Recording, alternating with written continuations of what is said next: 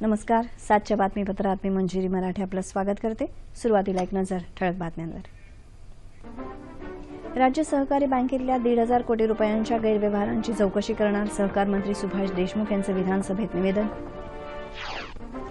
कोल्हापुरात उच्च न्यायालयाचं खंडपीठ स्थापन करण्याबाबत सरकार आग्रही भूमिका मांडेल, मुख्यमंत्र्यांची विधानसभेत ग्वाही.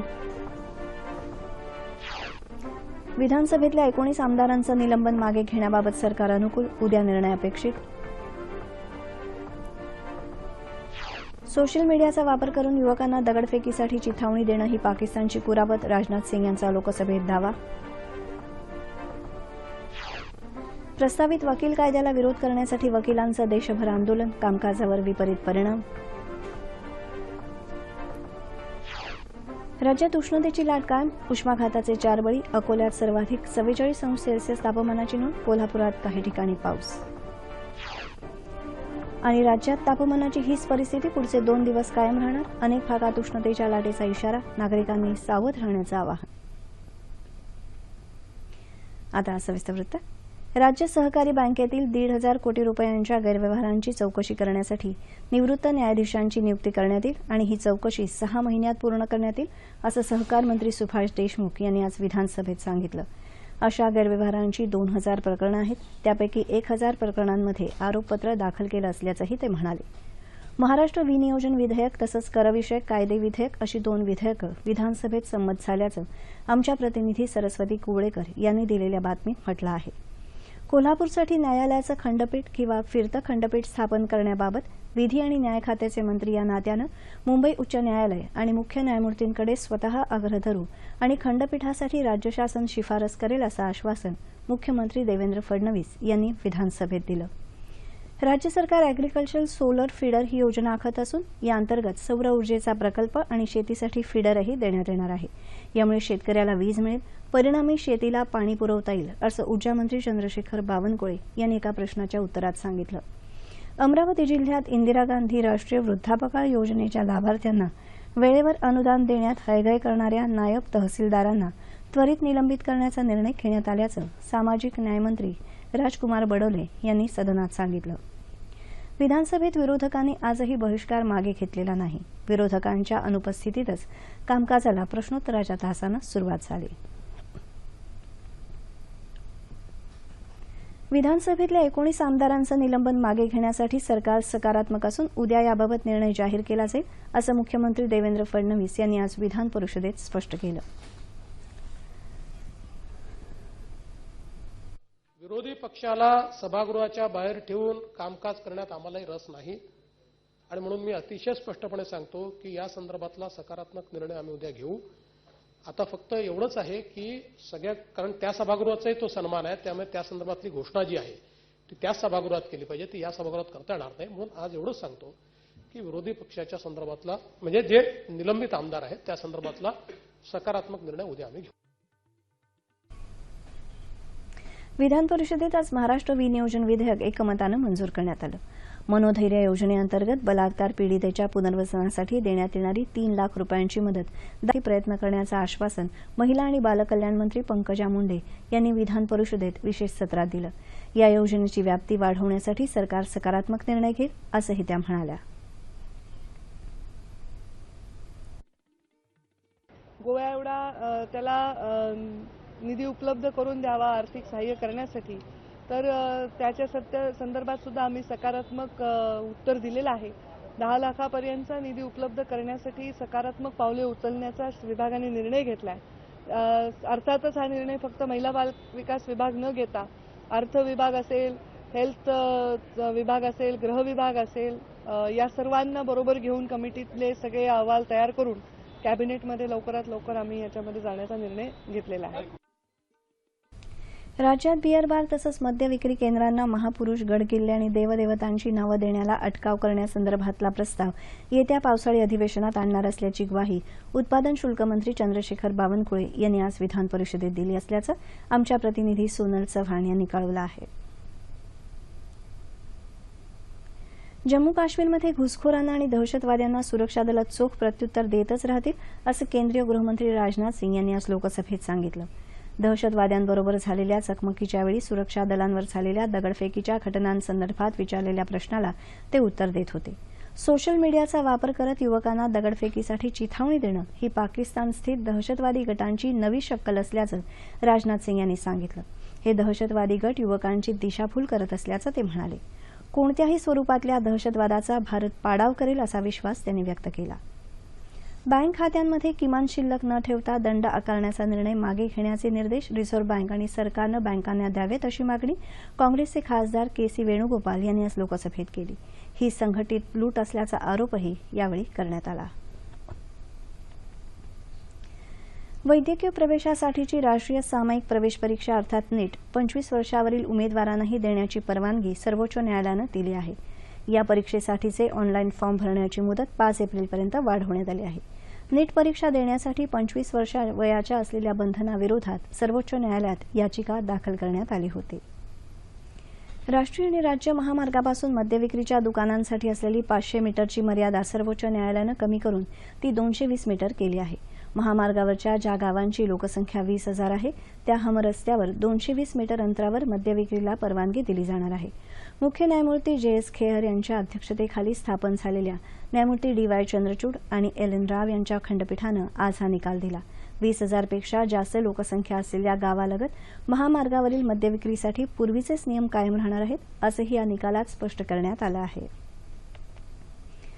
मुंबईतल्या जे रुग्णालयाचे अधिष्ठाता डॉक्टर तात्याराव लहाने यांना मुंबई उच्च न्यायालयानं नोटीस जारी केली आहे. राष्ट्रवादी काँग्रेसचे नेते छगन भुजबळ यांना उपचारानंतर तुरुंगात परत पाठवण्याचा आदेश न्यायालयानं दिला होता. मात्र तरीही त्यांना आणखी काही दिवस खासगी रुग्णालयात ठेवण्यात आलं होतं.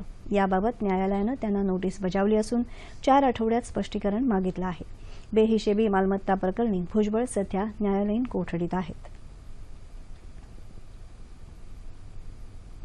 देशभरातल्या अनेक ठिकाणी वकील संघटनांनी आज काम बंद आंदोलन पुकारलं आहे. वकील कायद्याच्या दुरुस्तीमधल्या प्रस्तावित तरतुदीमुळे वकिलांच्या संघटनेच्या स्वायत्ततेला धोका आहे. तसंच वकिलांच्या अधिकारांना कात्री लागणार आहे असं बार कौन्सिल ऑफ इंडियाचं म्हणणं आहे. यामुळे या प्रस्तावित तरतुदीच्या निषेधार्थ बार कौन्सिलनं देशातल्या सर्व वकील संघटनांना न्यायालयीन कामकाजापासून अलिप्त राहण्याचे आदेश दिले आहेत. त्यानुसार काही वकील संघटनांनी आज काम बंद ठेवलं. कोल्हापूर जिल्ह्यात सर्व न्यायालयीन कामकाज वकिलांनी बंद ठेवलं आहे. बुलडाणा जिल्ह्यातल्या खामगाव इथं जिल्हा सत्र न्यायालयातील वकील या आंदोलनात सहभागी झाले आहेत. नाशिक इथेही वकील संघटना आजच्या आंदोलनात सहभागी झाली आहे.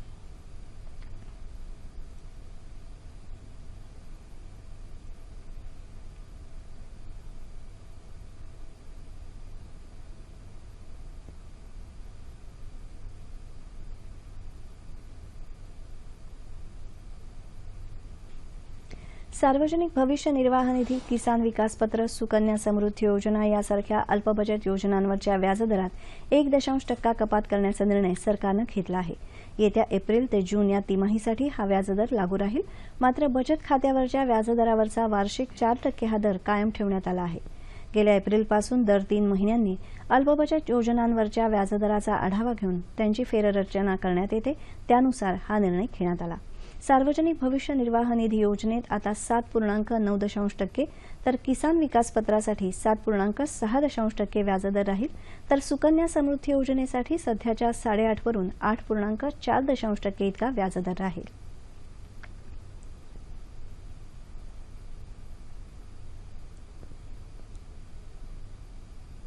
शेतकऱ्यांच्या कर्जमाफीसाठी विरोधी पक्षांनी काढलेली चांदा ते बांदा संघर्ष यात्रा आज वाशिम जिल्ह्यात पोहोचली. नागरतास इथं यानिमित्त जाहीर सभा आयोजित करण्यात आली होती. कर्जमाफीचा मुद्दा सभागृहात लावून धरणाऱ्या 19 आमदारांचं निलंबन करून आपण शेतकरी विरोधी असल्याचं सरकारनं दाखवून दिल्याचं माजी मुख्यमंत्री पृथ्वीराज चव्हाण यांनी यावेळी सांगितलं. निवडणुकीत मतं मिळवण्यापुरतं अच्छेदींचं स्वप्न दाखवणाऱ्या भाजपानं शेतकऱ्यांचा विश्वासघात केल्याचा आरोप माजी उपमुख्यमंत्री अजित पवार यांनी केला. जोपर्यंत सरकार कर्जमाफी देत नाही तोपर्यंत हा संघर्ष सुरूच राहणार असल्याचं ते म्हणाले. संघर्ष यात्रेत सहभागी झालेल्या नेत्यांनी यावेळी शेतकऱ्यांच्या व्यथा जाणून घेतल्या. शासनाच्या तूर खरेदी केंद्रावर शेतकऱ्यांना त्रास सोसावा लागत असून महिन्याभरापासून मालाची खरेदी थांबल्यानं शेती आणि इतर कामांवर परिणाम झाल्याची तक्रार शेतकऱ्यांनी केली आहे. जगभरात वापरल्या जाणाऱ्या रणगाड्यांचा अभ्यास करून DRDOनं भारतीय लष्करासाठी सर्वात कमी वजनाचा रणगाडा विकसित केला आहे.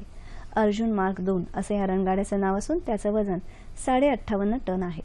युद्धभूमीवर चपळाईनं हालचाल करणं शक्य होण्यासाठी रणगाड्याचं वजन कमी करण्यावर भर दिल्याची माहिती लष्करातल्या वरिष्ठ अधिकाऱ्यांनी आज पुण्यात एका कार्यक्रमात दिली. पुण्यातल्या लष्करी तंत्रज्ञान संस्थेमध्ये तीनही दलांमध्ये युद्ध कौशल्यासाठी तंत्रज्ञानाचा वापर करून रणगाडा आणि इतर लष्करी वाहनं विकसित करण्यात येतात. या संशोधन आणि विकास कार्यक्रमात भारताच्या 19 मित्र देशांच्या सैनिकांनाही सहभागी करून घेण्यात आला आहे. लष्करी तंत्रज्ञानावर काम करणारी आशियातली एकमेव संस्था असून आज या संस्थेचा 3रा वर्धापन दिन साजरा झाला. या कार्यक्रमात संस्थेला ISO प्रमाणपत्र प्रदान करण्यात आल्याची माहिती संस्थेचे commandant major general Mukesh Dutt यांनी दिली. आण्विक आणि जैविक युद्धासाठी आवश्यक तंत्रज्ञान संस्था विकसित करत असल्याचंही मुकेश दत्त यांनी यावेळी सांगितलं. यावर्षी काजूचं पीक चांगलं येईल आणि शेतकऱ्यांना फायदा होईल असं वाटत असतानाच काजूच्या बियांचे दर कोसळत आहेत. त्यामुळे काजू उत्पादक अडचणीत येऊ लागला आहे. या संकटावर मात करण्यासाठी केंद्र शासनाची गोदाम उचल योजना राबवावी अशी मागणी शेतकऱ्यांनी केली आहे. काजूचा हंगाम सुरू झाला त्यावेळी प्रति किलोला 160 रुपये दर मिळत होता. त्यामुळे काजू उत्पादक आनंदात होते. मात्र वाढत्या तापमानाचा काजू पिकावर थेट परिणाम झाल्यानं आणि अचानक आवक वाढल्यानं हा दर 110 पर्यंत खाली आला. त्यामुळे काजू उत्पादक अडचणीत आले आहेत. आवक नाही आणि अचानक जशी आवक झाली की ती एका शनिवारमध्ये 30-40 रुपयाचाच फटका सगळ्यांच्या सगळे व्यापारी किंवा शेतकरी, मी सुद्धा एक शेतकरी सुद्धा आहे, व्यापारी सुद्धा आहे. एवढी आवक आणि एवढी हे या पहिलीच बघितली कशी एकदम फ्लो एवढा आले. ह्याच्यानंतर जर मार्केटमध्ये फ्लो कमी झाला तरच हे मार्केट वाढू शकते, अन्यथा ह्याच्या आधी घेतलेले व्यापारी आणि कारखानदारी त्यामध्ये बरडणार एवढं नक्कीच आहे. काजूच्या बियांची विक्री कमी भावात करण्याऐवजी त्याची साठवण केंद्र शासनाच्या गोदामात करून त्यावर पणन मंडळ अथवा जिल्हा बँकांनी 75% उचल शेतकऱ्यांना द्यावी अशी मागणी काजू उत्पादकांनी केली आहे. शेतकरी योग्य वेळी वाढीव भावानं बी विकून कर्जफेड करतात.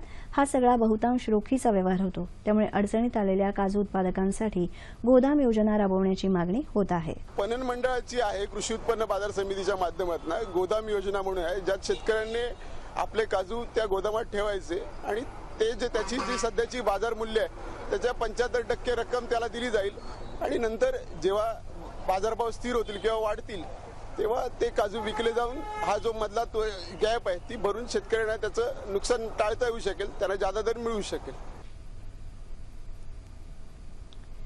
रायगड जिल्ह्यात रसायनी इथल्या पिल्लेज HOC पॉलिटेक्निक महाविद्यालयात मेकॅनिकल डिप्लोमाच्या 3ऱ्या वर्षातल्या विद्यार्थ्यांनी गो कार्ट ही अभिनव कार तयार केली आहे.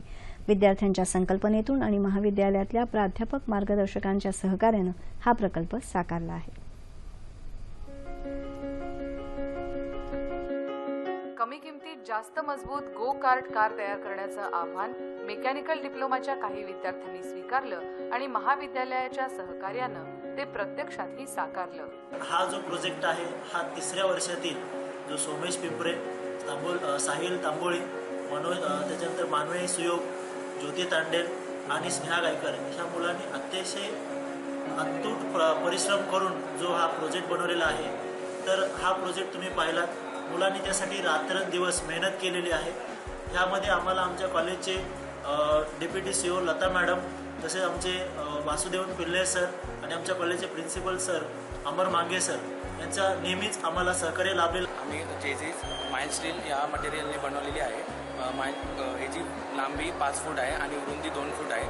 त्याच्यानंतर आम्ही ॲक्टिवा 110 cc इंजिन घेतलेलं आहे, ते चेझिसवर माउंट केलेलं आहे. बाकी सगळे पार्ट्स वेल्डेड करून ते त्यात बसवलेले आहेत, चेझिसवरती बसवलेले आहेत. आणि रेअर व्हील्ससाठी आम्ही चेन ड्राईव्ह हा यूज केलेला आहे. चेन ड्राईव्हच्या नुसार आम्ही ड्राईव्ह दिलेला आहे रेअर व्हील्सला. फ्रंट व्हील्सला आम्ही मेकॅनिकल लिंकेजने स्टिअरिंग सिस्टीम दिलेली आहे.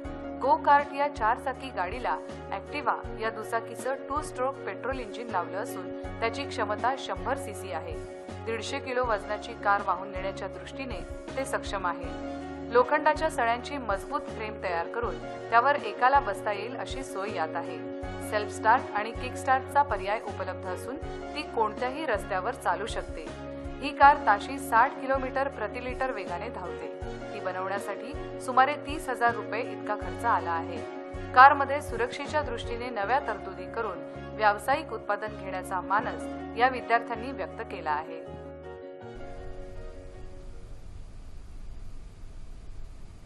हवामान. राज्यात उष्णतेची लाट आली असून त्यामध्ये 4 व्यक्तींचा बळी गेला आहे. यामध्ये बीड, औरंगाबाद, धुळे आणि सोलापूरमधील प्रत्येकी एका व्यक्तीचा समावेश आहे. गेले 2 दिवस राज्यातल्या अनेक जिल्ह्यात पारा 40 अंशांपर्यंत पोहोचला आहे.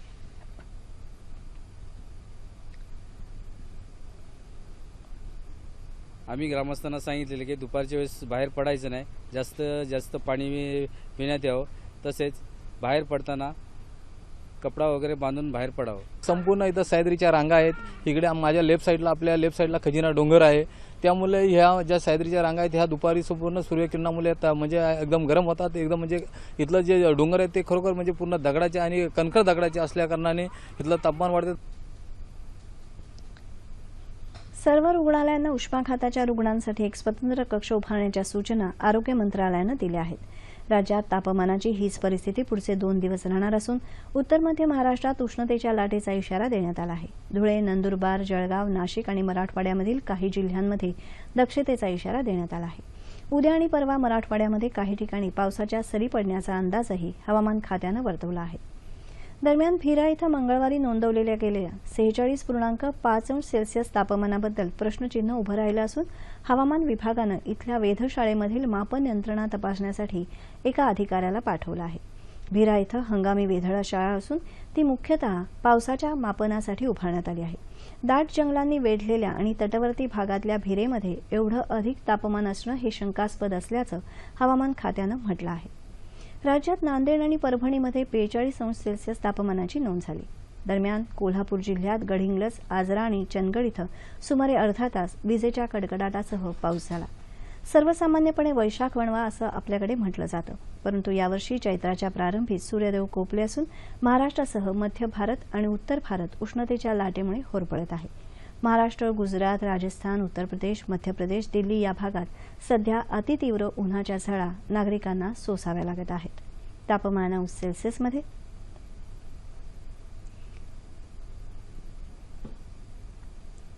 मुंबई कमाल 34, किमान 24, नागपूर 43 आणि 23, पुणे 40 आणि 22, औरंगाबाद 40 आणि 24, नाशिक 40 आणि 22, कोल्हापूर 38 आणि 24, रत्नागिरी 33 आणि 25, सोलापूर 42 आणि 26, अमरावती 42 आणि 25. ठळक बातम्या पुन्हा एकदा. राज्य सहकारी बँकेतल्या 1,500 कोटी रुपयांच्या गैरव्यवहारांची चौकशी करणार सहकार मंत्री सुभाष देशमुख यांचं विधानसभेत निवेदन. कोल्हापुरात उच्च न्यायालयाचं खंडपीठ स्थापन करण्याबाबत सरकार आग्रही भूमिका मांडेल, मुख्यमंत्र्यांची विधानसभेत ग्वाही. विधानसभेतल्या 19 आमदारांचं निलंबन मागे घेण्याबाबत सरकार अनुकूल, उद्या निर्णय अपेक्षित. सोशल मीडियाचा वापर करून युवकांना दगडफेकीसाठी चिथावणी देणं ही पाकिस्तानची कुरापत, राजनाथ सिंग यांचा लोकसभेत दावा. प्रस्तावित वकील कायद्याला विरोध करण्यासाठी वकिलांचं देशभर आंदोलन, कामकाजावर विपरीत परिणाम. राज्यात उष्णतेची लाट कायम, उष्माघाताचे 4 बळी, अकोल्यात सर्वाधिक 44 अंश सेल्सिअस तापमानाची नोंद, कोल्हापुरात काही ठिकाणी पाऊस. आणि राज्यात तापमानाची हीच परिस्थिती पुढचे 2 दिवस कायम राहणार, अनेक भागात उष्णतेच्या लाटेचा इशारा, नागरिकांनी सावध राहण्याचं आवाहन.